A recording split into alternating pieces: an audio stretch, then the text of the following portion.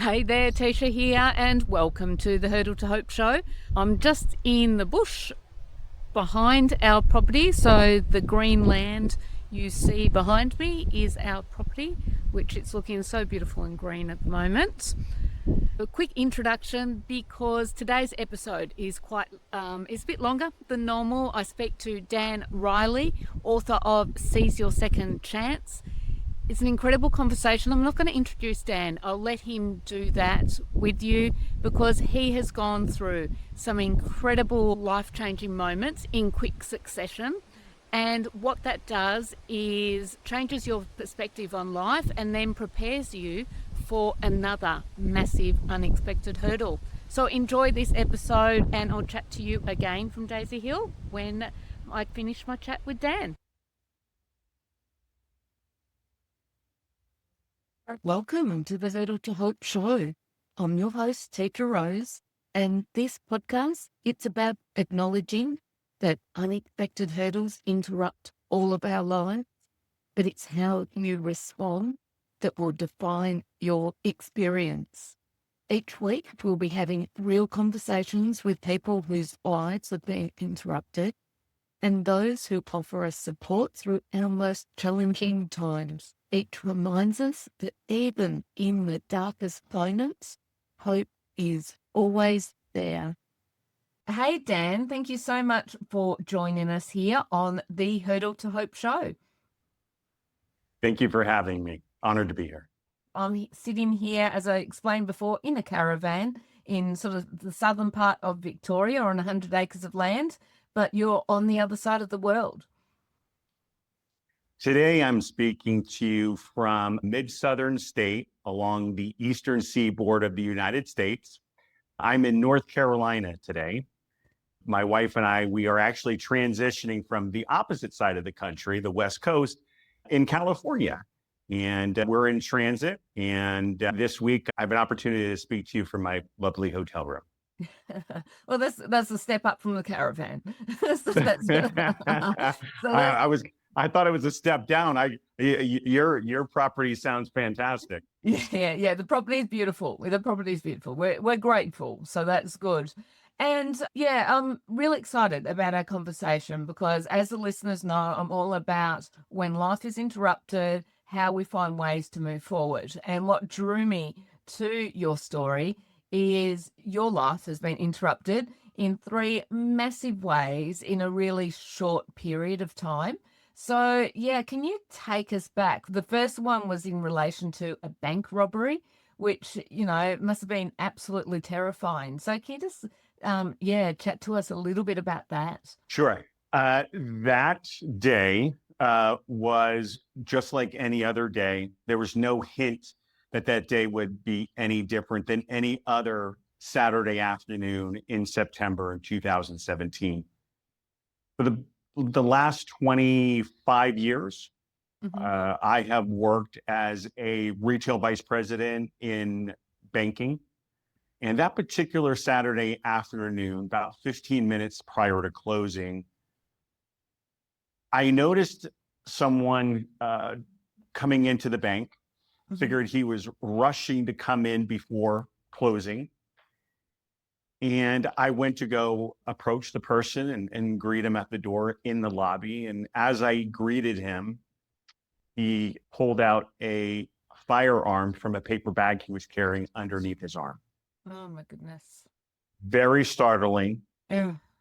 It's not the first time that I've been inside of a bank that has been robbed with a weapon or without a weapon. But this is the first time that I was face to face within 3 to 4 feet of the individual, and having the weapon pointed directly at my chest. So if he would have sneezed or coughed, he would not have missed. The gun was pointed directly at my chest.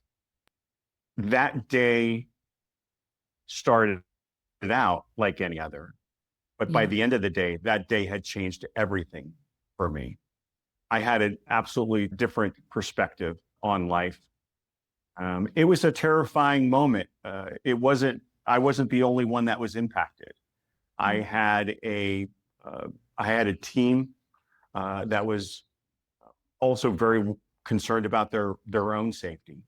Luckily, it was over within 5 minutes.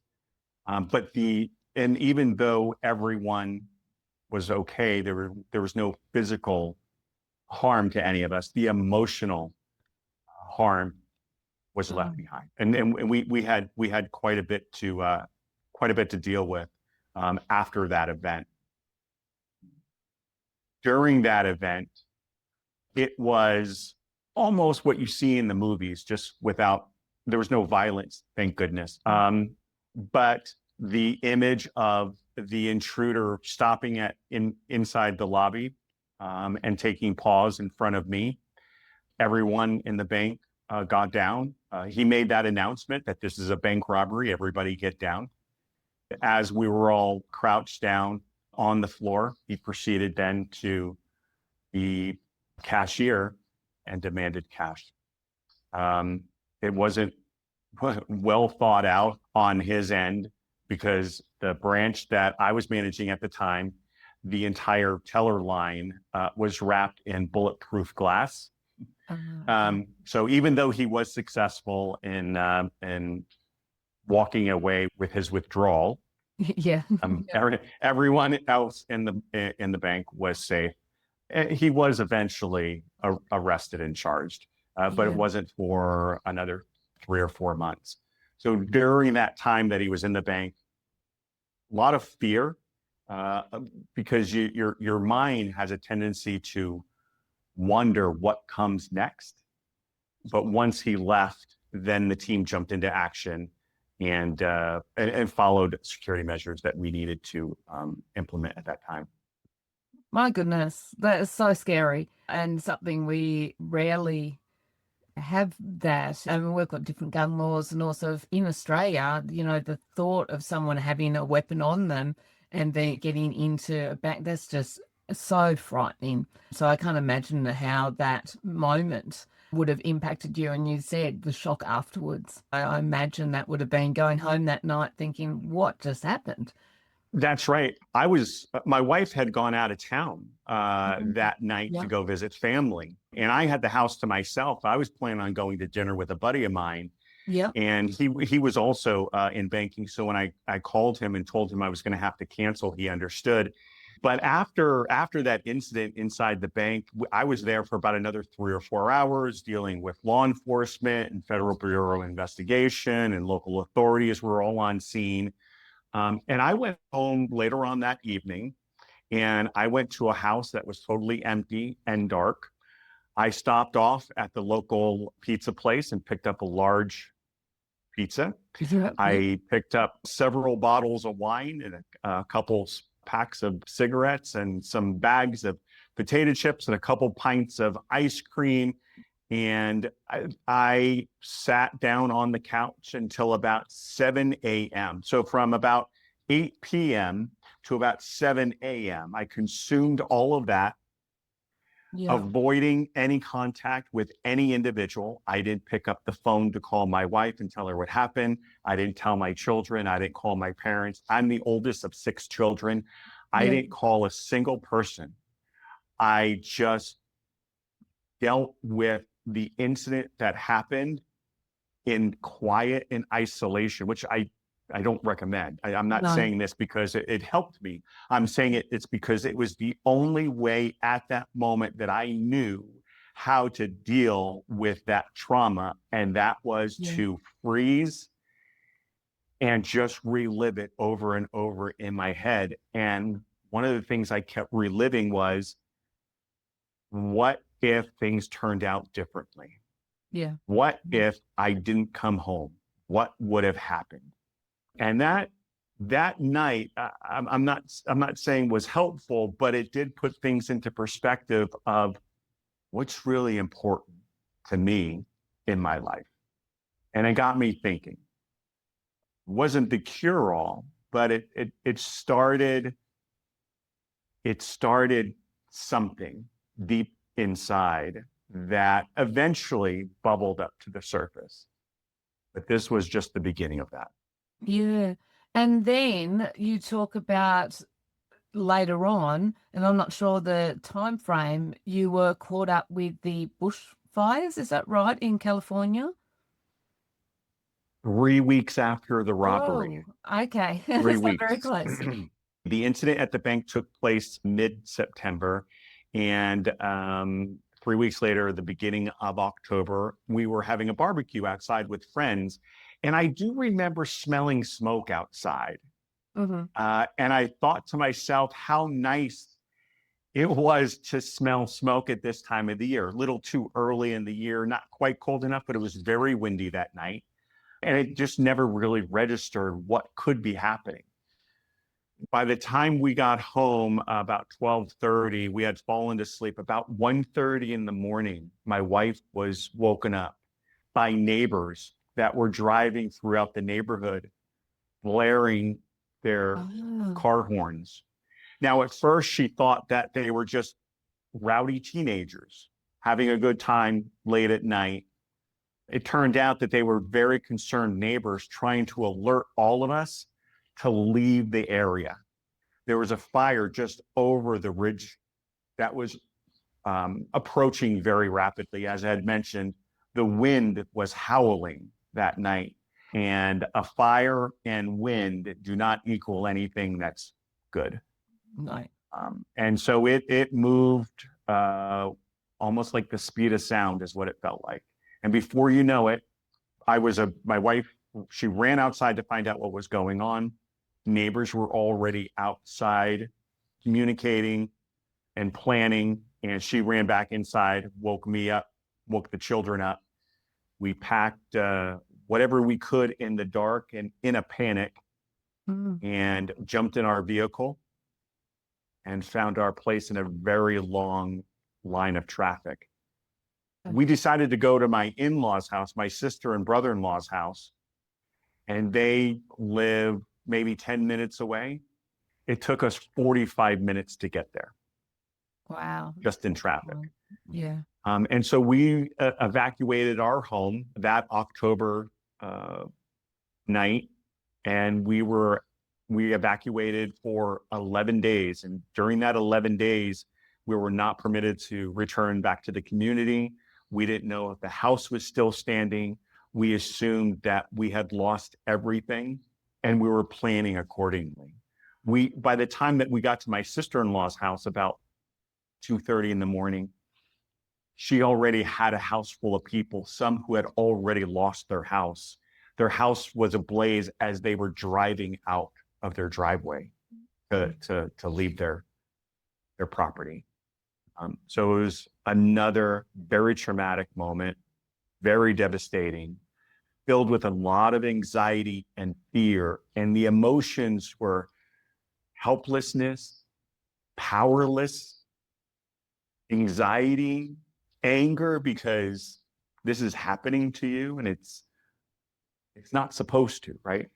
Yeah. And so it was reliving some of those same emotions and fears from just 3 weeks ago. Yeah, but this time you're not alone on the couch. There's people everywhere, though, but also probably feeding some of that anxiety. That's right. This time it wasn't about plopping myself on the couch. It was survival, but a different kind of survival. When I had gotten home from the bank incident, there was something in the back of my mind trying to tell me, Dan, you're okay. You're alive. He's gone. Yeah. During the fires, as we're on the run, as we are not quite certain whether or not our home is still standing, whether our neighborhood is still standing. It was the survival of, where do you find clean, fresh water when the store is sold out? Where do you find energy to charge your cell phone so that you can stay connected to your network of people? Where do you go and sleep when all of the surrounding hotels within 2 hours are packed, and there's no additional lodging? My wife was on the phone calling, looking for a hotel room, and We were very fortunate that we found one. There was a cancellation at the last minute. It was the only hotel room that was available within an hour from where we had lived. And that was a small victory. So at least we had a place to rest our heads at night, to regroup and replan and find a new strategy on where do we go and what do we do starting tomorrow. Yeah, so that's, 11 days is a long time to be in that heightened state of stress.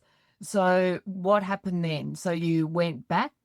Were you told that you could come back and go back to where your house was or is? So what happened there? So, well, during that time, the community was blocked off. Yeah. We had authorities, we had law enforcement. National Guard was on scene protecting properties, but also keeping people away from dangerous or harmful areas. And we were glued to the news, as well as everybody else was during that time. But before it all ended, luckily we were staying with our friends Heather and Greg, and Heather and Greg had a house far enough away where they were not within the direct path of the fires, but still very concerning when you have burning embers and ash in the sky. So once a day we would go on top of the roof and spray the roof down with water and make sure that we had soaked the area so that the house didn't ignite while we were in it. So we stayed vigilant. But during that time, week 2, the air was very thick with ash and toxins, and I had trouble breathing. And so one night, I went to the house, Heather and Greg's house, and during dinner, I had passed out at the dinner table. Now, I thought I was just exhausted. I thought I was just as tired as everyone else. My friend Greg thought something different. And luckily, he's not a doctor, but he does have a medical background. And he noticed that I was passing out, but I was short of breath. And so after some discussions with myself, with my wife, with Greg's wife, and with Greg, the 4 of us decided I really needed to go and get some medical attention. And we didn't find a local doctor's office. Actually, we didn't even find a doctor's office. It was a local hospital about 45 minutes away, because all the other hospitals were packed with people that I felt needed much more medical attention than I did. And so we ended up at the ER, the emergency room, at a small regional hospital. And it turned out that after some tests, I was diagnosed with COPD. So I had trouble breathing, but it wasn't just from the week during the fires. It was the way that I had taken care of myself over this previous years. And those are really the 3 wake-up calls: the bank robbery, the California wildfire, and this new diagnosis that really scared me and put things into perspective and made me think that maybe I'm not invincible. And that was quite scary. Yeah, very scary. And I mean, there's so much to unpack there, because what I often talk about is resilience, is the build-up of what you learn, from often years before, not 3 weeks before. And so you're all of a sudden been through these massive, massive experiences so close together. But that wasn't the end, though, because your actual health condition, that then required a lot more investigation. So, yeah, and that became a massive part of what your story is now. So what was the next step? So I feel like I'm unpacking a movie. So you follow up with doctors, but first of all, take us to, how was your house and how was everything post when you finally got back to where your property was? So after 11 days, Yeah. with no power going into the community at all, we were notified that it was okay to go back to the back to find out whether or not our house was still standing.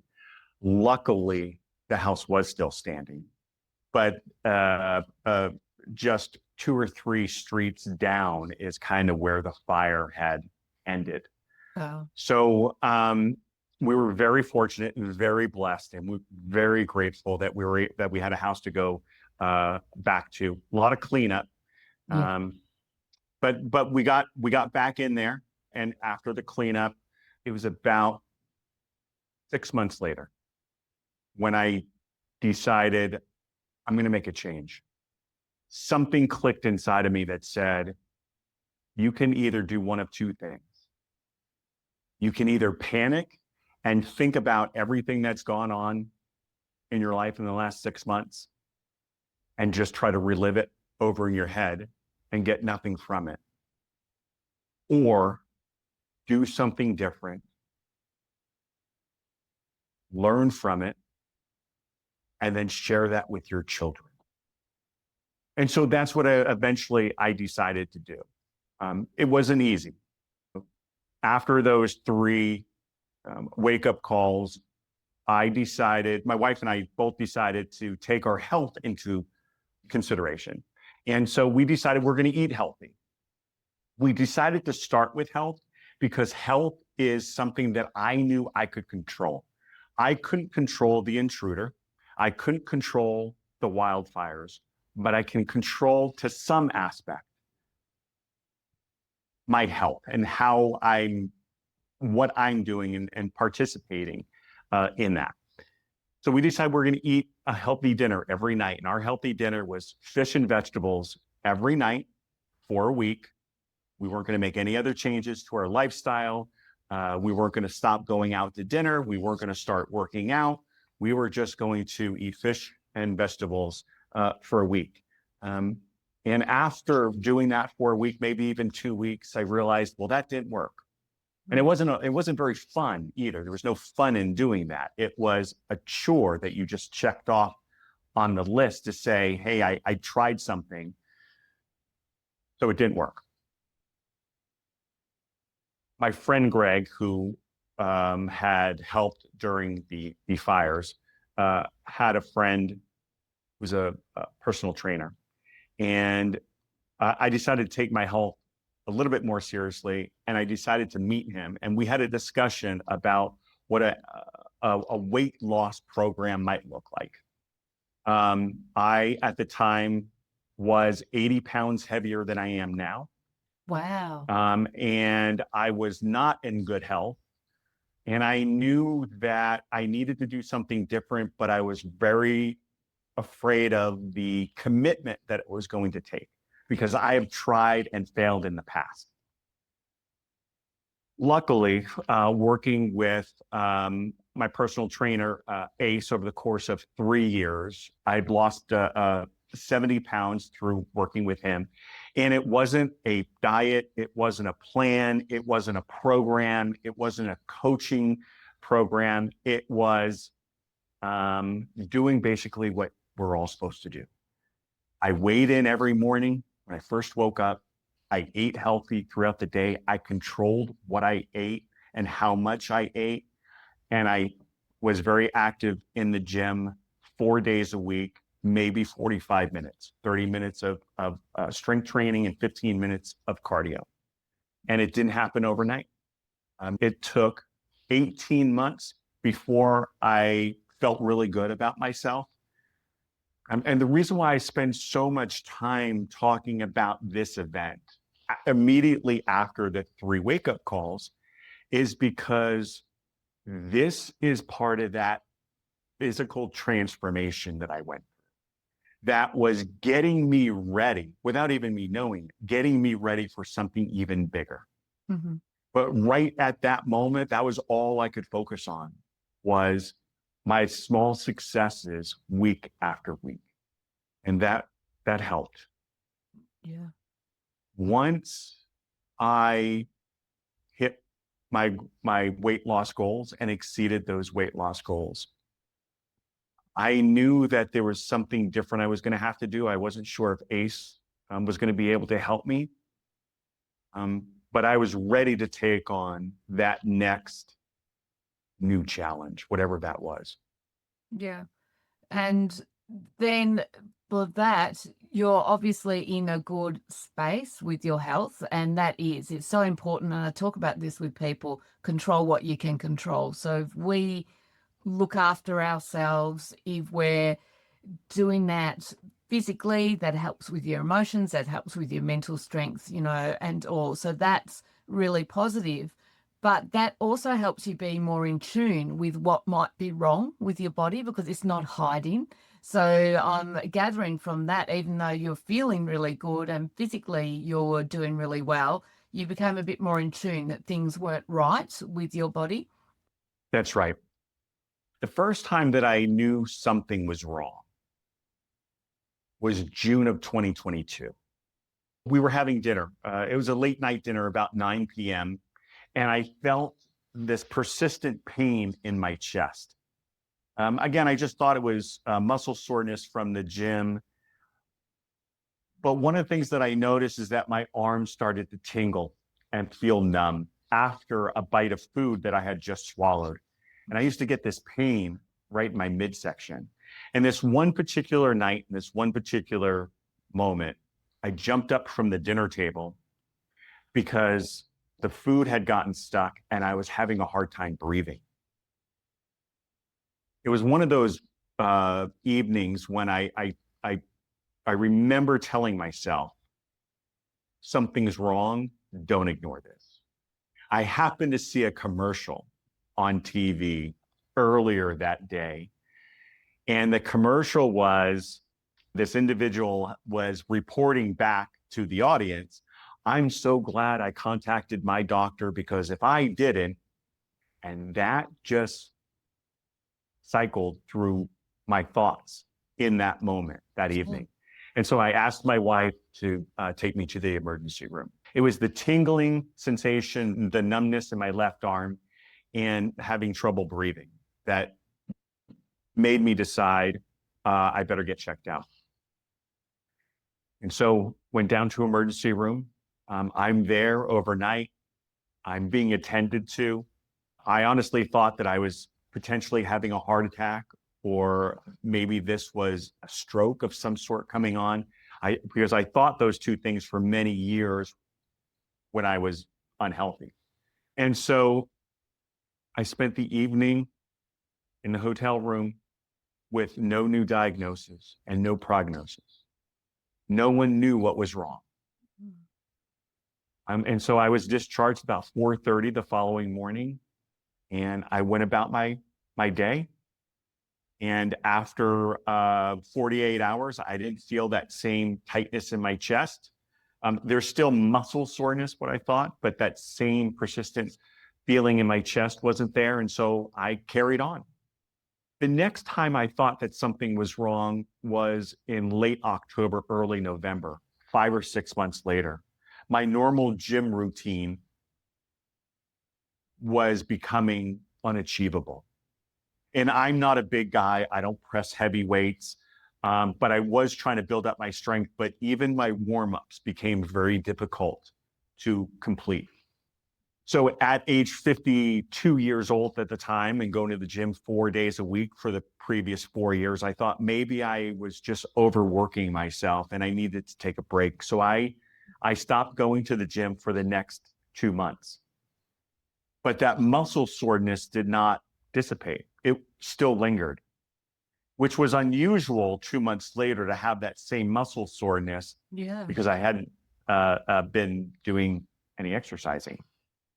And so I went to go see my doctor, I believe it was late November or early December, and I was being treated for acid reflux. That's what I was told that pain in my chest was.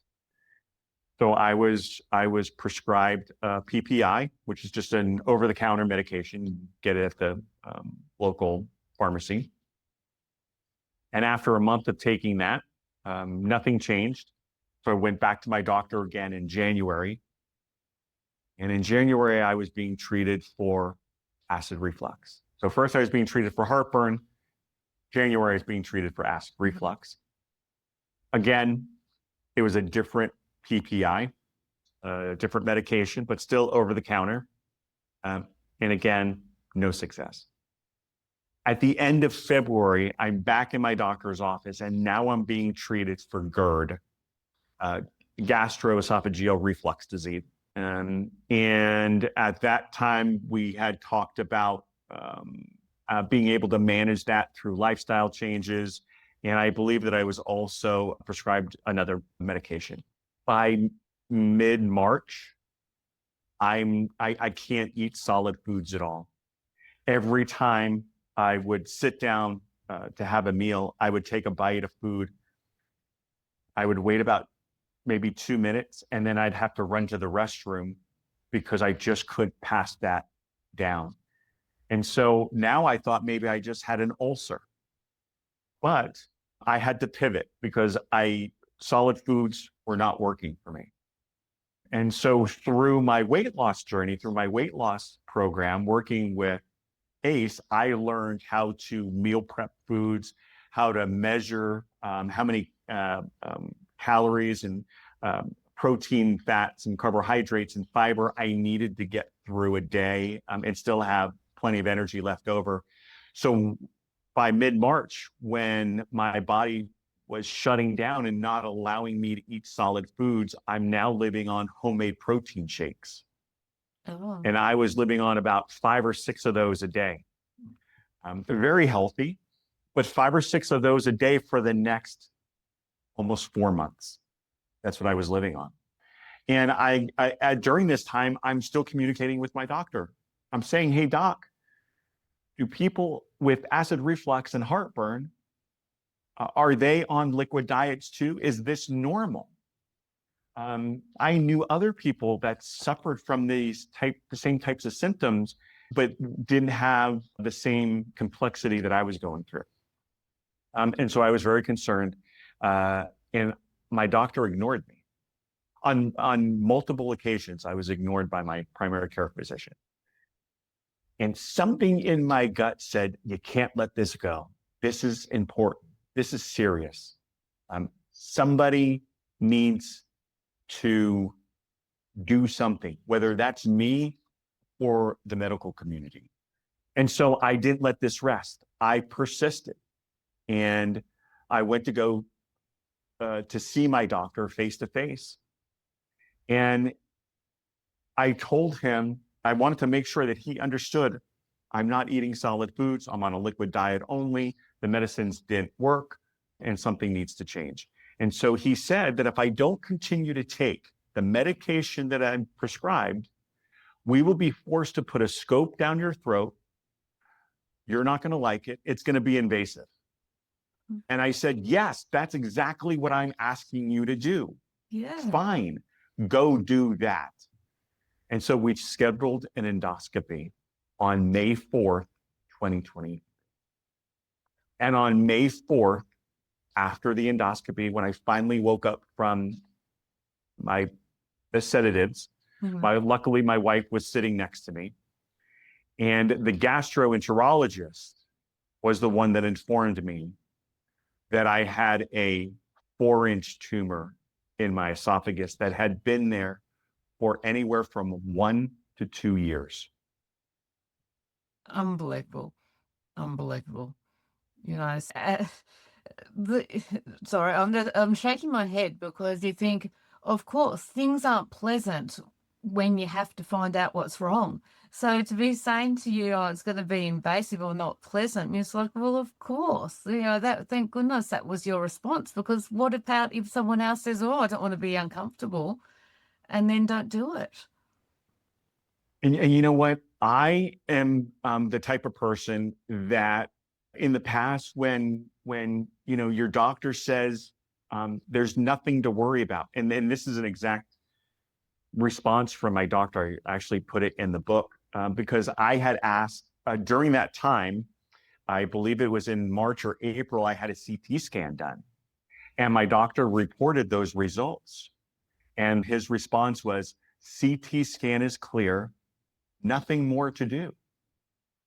Exact quote. Nothing more to do. Gosh. Now, in the past, I would have accepted that. But something was terrifying me because I knew deep down inside that my gut was telling me something different. The fact that I could not eat solid food did not give me any comfort that these symptoms were going to go away. And I'm a fighter. And I knew that I needed to stand up and advocate for myself. I knew I had to do that because we weren't making any forward progress. And so the gastroenterologist on May 4th diagnosed me with esophageal cancer. And it turned out after the biopsy came back, it turned out stage 3. Stage 3. So that was May 4th. And on June 5th, I had my first round of chemotherapy. Wow, so that bit kicked in really quick. But a couple of things before we go on and just share a bit about the treatment. This is such an important message for anyone. If you're not feeling something's right with your body and you're being told, no, everything's okay or clear here, if you don't feel like that, keep asking questions, keep getting tests, because at the end of the day, it's our bodies and the outcome is ours. You know, if we don't get those answers, then we die. 100%. And I unfortunately saw family members that would not advocate and stand up and fight back when they were ill and when they were sick. And if someone is not comfortable doing that, that's okay. But ask for help. A family member, a friend, a mate, a spouse, a neighbor, or there are organizations out there that offer support groups. I'm a part of a patient advocate a group. As a facilitator, we have support groups every month. Cancer creates community. I can't tell you how many people, how many connections I've made just talking to other people, not just about esophageal cancer, but what their experience was like when they were first diagnosed with lung cancer or breast cancer or stomach cancer. And a lot of these stories are very similar. And I think I'm jumping ahead of myself because I do want to say is that this is why I do what I do. Yeah. To share my story with others, because I want to hear other people's stories, because it's that community, it's that connection, it's those stories that are going to bring people together and help with whatever decisions that they're up against or challenges that they're up against. When I hear somebody say to me, you have to eat 6 to 8 small meals a day, that was very helpful instead of trying to eat 3 big meals. 2/3 of my esophagus is gone. 1/3 of my stomach is gone. So my stomach now connects at my neckline from here. And I can only eat what fits inside of an 8-ounce coffee mug. Anything more than that, I have to wait an hour or two to eat more food, but I have to take in the same amount of calories as everyone else. I just can't do it in large sittings. And so when we share those stories, we're able to share best tips and practices. And I do what I do to bring awareness to esophageal cancer. I do what I do because I want to hear other people's stories. And I do what I do because I hope by sharing my story, I can help somebody else through their journey. 100%. And that's what this podcast is about. And I talk about, it's not just about, you know, I've got MS and stage 4 breast cancer. And it's not just about those, because you learn so much from other people's stories. And even hearing your story about what it felt like and how you dealt with being held at gunpoint, you still learn from that, because we know that sitting on the couch by yourself with comfort foods and drink is not the way to go. But we learn from that, and we can share that no, you need to get support from people who don't add to your anxiety, but to help you to move forward. So that's brutal though, your actual surgery and all. So after you found out you had chemo, but then you had to go through surgeries as well, which would have been really tough on your body. Thank goodness you were a lot healthier than you were previously. Yeah, and that is why I tell the story in the order that I do. The Yeah. 3 wake-up calls gave me a moment to reflect and pause, make some adjustments in my life. And luckily, I did, because I had 2 thoracic surgeons, and both surgeons said that transformation is what saved my life.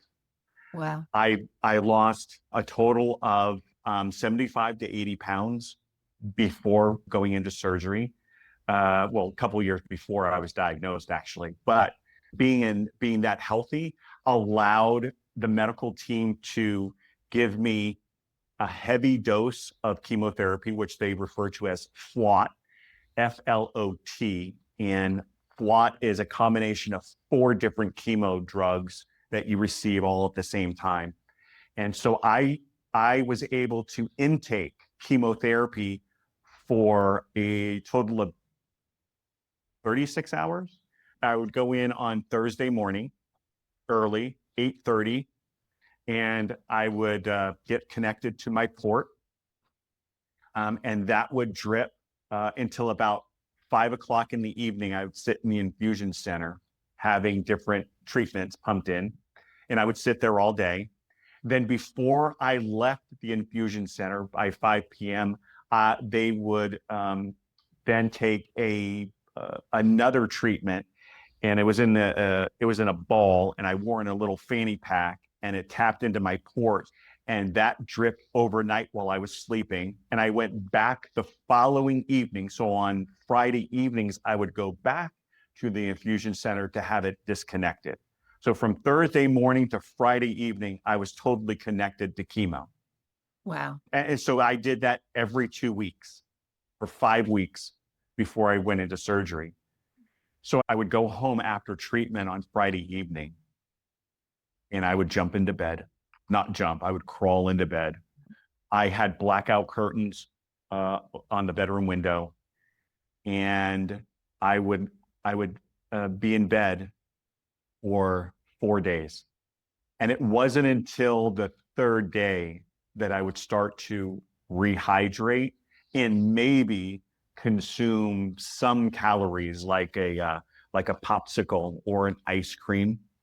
But it wasn't until the 3rd day that I would try to get in some hydration, typically water, but even a juice, like an apple juice, was kind of helpful. But with that treatment, the neuropathy on my tongue and in the joints of my jaw, everything felt like it was just a brain freeze. And I had neuropathy on my hands and in my feet. And so every time I would touch something, even if it was just a glass of lukewarm water, that was cold enough for it to feel like my hands were burning. And so I received 5 rounds of FLOT every 2 weeks, starting June 5th. And it wasn't until the week after that first treatment that I was able to eat solid food again. So from the early mid-March to early mid-June, I was consuming liquids only. Wow. Now, luckily, once I was able to take in some solid foods, then I did everything I could to put on weight before surgery. And I was able to put on 12 pounds. And my thoracic surgeon said he wished everybody would do that, knowing that, our digestive system is going to be altered, and I'm going to lose weight after surgery, which was the case. So August 25th, I went into surgery of 6.5 hours. It's called an esophagectomy. And that's where they move the stomach up through the diaphragm and it reconnects at the neckline. Some surgeries, traditionally, they cut this way, but mine was minimally invasive. So I have 13 incisions. The largest is in my back, but all this is still numb 2 years later. It's almost like when your arm falls asleep and you get that tingling, numb sensation. I have that all in this area. And I lost the muscles that push food down through the gullet into your stomach. And now food just drops from just through gravity. So there have been some changes after surgery, but after surgery, about 5 weeks after surgery, we resumed another 3 rounds of chemotherapy. I didn't have any radiation. So I had a total of 8 rounds of chemotherapy and surgery. My final treatment was November 3rd, 2023, 6 months after I was diagnosed. Almost to the day. I was diagnosed on May 4th, and my final treatment was November 3rd. By the end of January, I was back at work. Wow, that's quick. How did you cope with that emotionally? It was difficult. I wasn't ready to go back to work. Now, during that 5 rounds of chemotherapy before surgery, I was still working. I would take the Thursday and Friday off, and Monday. I would take Monday off. But I was still working when I had my 5 rounds. Prior to going into surgery, and then the remaining treatment after surgery, I was not working. I spent that time going through treatment and healing. I wish I would have taken a little bit longer. I wasn't ready to take on life's everyday challenges when I did, but I told myself I needed to get up every day and move, and that helped. And by March, April, I was getting through my day less tired than the week before. Okay. And so in terms of then treatment stops, so, and I understand a little bit about, like, I was stage 4 when I was diagnosed because it already spread to the liver and bones, in remission now, and no evidence of disease, which is very good and exciting. So for you, stage 3 means it has spread a little bit. Is that right? I was diagnosed stage 3 because it was in my lymph nodes. Okay. Yeah. Yeah. But it did not metastasize in other organs. And Yeah. we were very concerned that it was going to nest somewhere else. Yeah. And I have a little node on my right lung that we were monitoring for a while because we weren't quite sure whether or not, because that node wasn't spotted until after surgery. So we were concerned about that, but through maintenance, we found out that it's scar tissue. But since treatment ended in November of 2023, I've had multiple scans. My most recent blood work and scan was in May, and those results have come back clear. My thoughts are I live life every day as if I have plenty of energy that it's never going to end. I choose to live that way every day, focusing on the things that matter most, which is not just my health, but the people around me that love and care about me, my family, my friends, my community, others that I get an opportunity to talk to and meet and connect with. So I believe that I have an abundant life ahead of me. Yeah. Yeah. But before I got there, if we take a step back for a moment, and after those 3 wake-up calls, when I realized that ACE couldn't help me any longer because I achieved the physical transformation that I had set out to achieve. But what I had to work on next was my emotional transformation. And so I went to therapy because I believed I had PTSD. I was not sleeping at night. I had nightmares. I had anxiety that kept me awake from the 3 wake-up calls. And through that therapy, through that treatment, I learned to journal. And it was very difficult to actually put pen to paper, because when I started to do that, it made things real. And when it became real, it wasn't anything that I could avoid any longer. I couldn't bury it any longer. And because I learned to journal, I learned to put those thoughts to paper.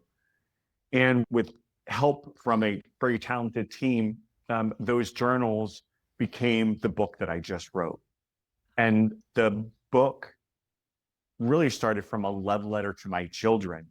And that I had written letters to my children throughout their life, pivotal moments in their life, when they turned 13, as they approached their teenage years, and what that was like for me, and the decisions that a teenager may have to make over the next couple of years. And so I wanted them to know that, as difficult sometimes as life can be, if you need me, I'll be there.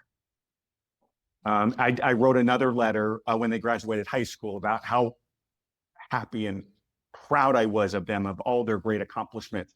And so these journals led me to decide that maybe I could put this into another letter to the kids. But what would that letter say?